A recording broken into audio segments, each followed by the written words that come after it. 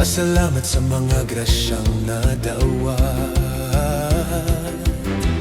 Tungod sa kakugi sa kanunay, nagadanhagang kahayag sa naga, sa naga.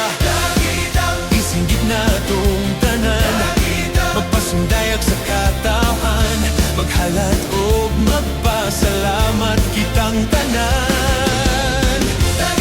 Sa ulugon tagayod kini, magsadya kitang tanan, inubanan sa pangalan ni San Francisco sa Assisi. Isinggit ta, dagitap.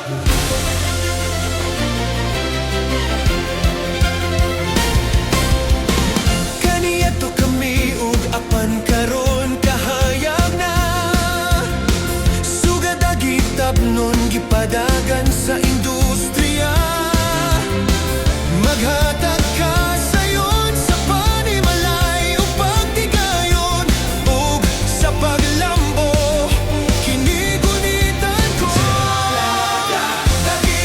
Isinggit na tong tanan, magpasundayag sa katahan, maghalad o magpasalamat kitang tanan.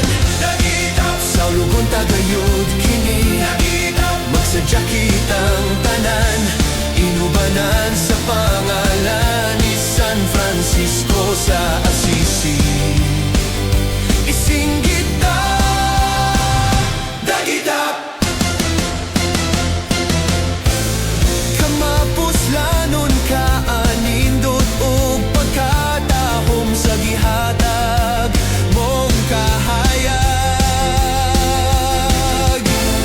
Kahamog kaway ug may kalipay nga maangkon ang tanan, tungod sa dagitap.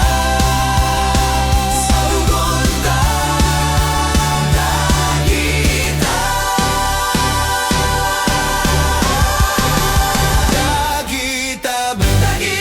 Isinggit na tong tanan, magpasundayag sa katahan, maghalad ug magpasalamat kitang tanan.